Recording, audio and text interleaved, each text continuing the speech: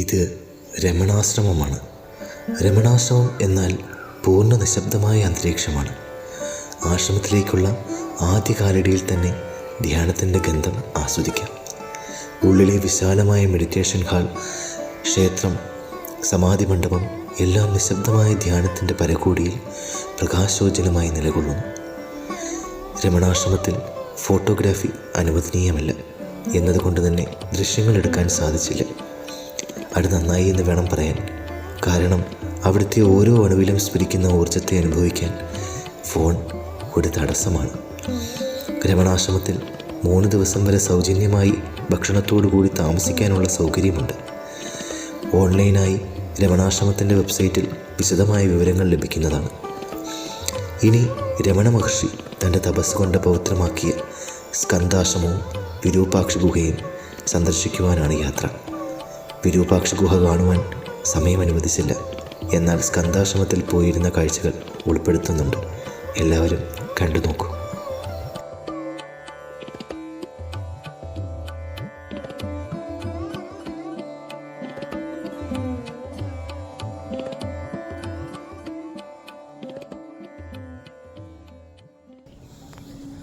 ഇതാണ് വിരൂപാക്ഷ ഗുഹയിലേക്കും സ്കന്ധാശ്രമത്തിലേക്കും പോകുന്ന വഴി. ഇതാണ്. ഇവിടുന്ന് 1.5 കിലോമീറ്റർ ഉണ്ട് നടക്കാൻ. ഈ വഴി 1.5 കിലോമീറ്റർ നടന്നാൽ സ്കന്ധാശ്രമം വിരൂപാക്ഷ ഗുഹയാണ്. 1.4 കിലോമീറ്റർ ഉണ്ട് ഇവിടുന്ന്. ആളുകൾക്ക് പോയിട്ട് ഇറങ്ങി വരുന്നുണ്ട്. നമ്മൾ കയറുന്നതേ ഉള്ളൂ. ഞാൻ ചിലപ്പോഴേ മുകളിൽ വരെ പോകുന്നുള്ളൂ. കാരണം രാവിലെ ഗിരിവലം പോയിട്ട് കാലൊക്കെ ഏകദേശം പൊട്ടിയിരിക്കുകയാണ്. അതുകൊണ്ട് അതുവരെ നടക്കാൻ പറ്റുമോയെന്നറിയില്ല. നോക്കാം.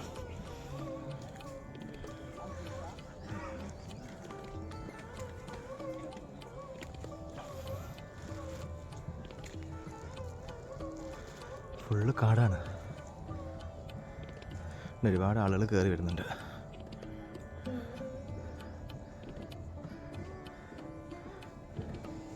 ഇവിടെ വിരൂപാക്ഷ ഗുഹയിൽ ഭഗവാൻ രമണ മഹർഷി ഒരുപാട് നാൾ തപസ് ചെയ്തിട്ടുണ്ട്. സ്കന്ധാശ്രമത്തിൽ, മാംഗോ ട്രീ കേവിൽ, അങ്ങനെ കുറേ സ്ഥലത്ത് തപസ് ചെയ്ത സ്ഥലങ്ങളുണ്ട്.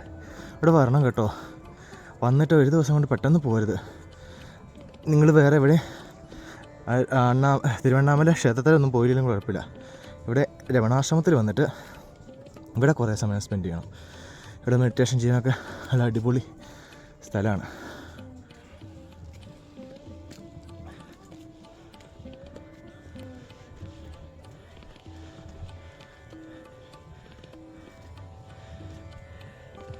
കയറിക്കൊണ്ടിരിക്കുകയാണ്. എൻ്റെ കയ്യിലെ വെള്ളമാണെങ്കിൽ തീർന്നു പോയി.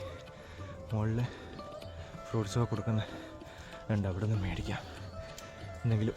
അല്ലെങ്കിൽ അങ്ങ് മുകളിൽ വരെ എത്തില്ല. മുകളിൽ വരെ പോകണമെന്ന് ഞാൻ ഇപ്പോഴും തീരുമാനിച്ചിട്ടില്ല. നോക്കാം.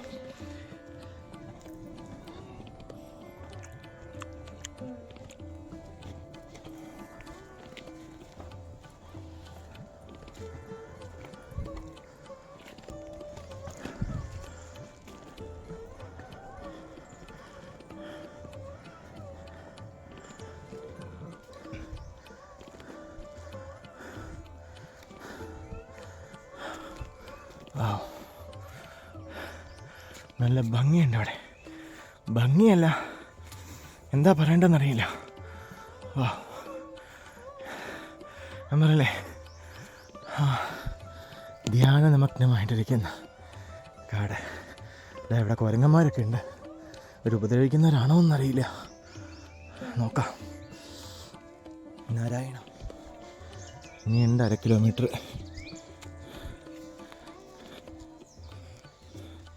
ആ മരത്തിലൊരു കുരങ്ങൻ ഇരിക്കുന്നുണ്ടോ? ഇതാ ഒരുത്തൻ. നാരായണ.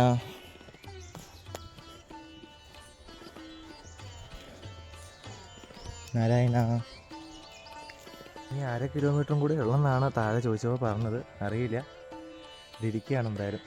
ഇപ്പോൾ സമയം 10:30 ആയിട്ടുണ്ട്.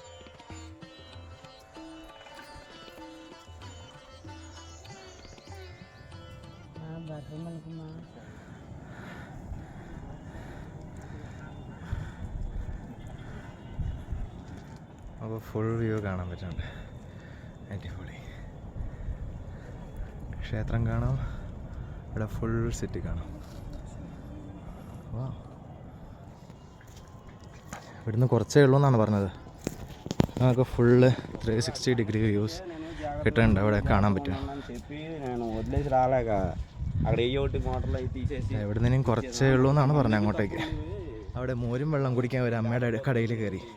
കടയല്ല, അമ്മ അവിടെ നിന്ന് വിൽക്കുന്നുണ്ടായിരുന്നു മോരും വെള്ളമൊക്കെ. അപ്പോൾ അമ്മയ്ക്ക് എന്താ പൈസ ഇല്ല, കുട്ടി മോളെന്തോ കോളേജിലാണ് പഠിക്കുന്നത്, പഠിപ്പിക്കാൻ പൈസ ഇല്ല എന്നൊക്കെ പറഞ്ഞു.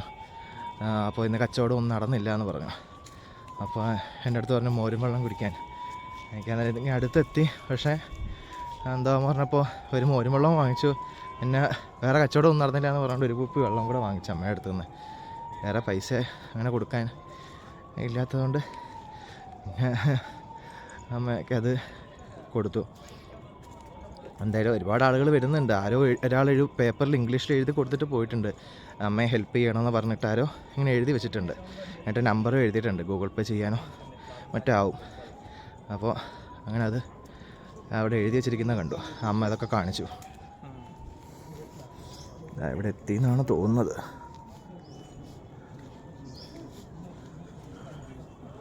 സ്കന്ധാശ്രമം.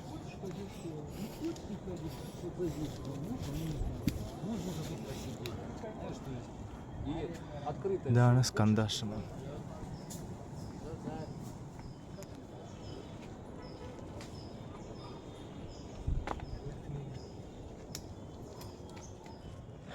സ്കന്ധാശ്രമത്തിൽ കയറിയിട്ട് ഇറങ്ങി. വിരൂപാക്ഷ ഗുഹയിലേക്ക് പോകുന്നില്ല, സ്കന്ധാശ്രമത്തിലേ കയറിയുള്ളൂ.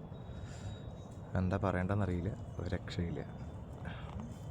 വന്ന് കുറേ നേരം ഇരിക്കണം.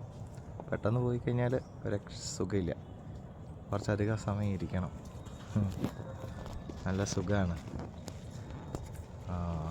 അവിടെ ഭഗവാൻ തപസ് ചെയ്തിരുന്നൊരു സ്ഥലത്തൊക്കെ അവിടെ ഇരുന്നിട്ട് എന്താ സുഖം, നല്ല രസമാണ്.